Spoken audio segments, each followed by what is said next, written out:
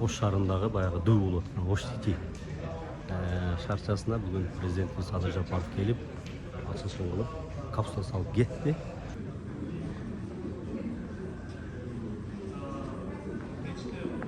Урушак курулуштарына старт берилди.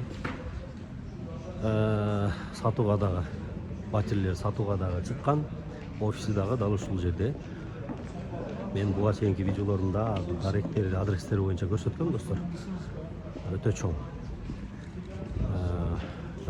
Азырынча 75 гектар деп айтылып атат. Бирок андан да чоң болушу мүмкүн проекттерди көрүңүздөр жакшы. Ушундай микрорайон башталды. Ош шаары.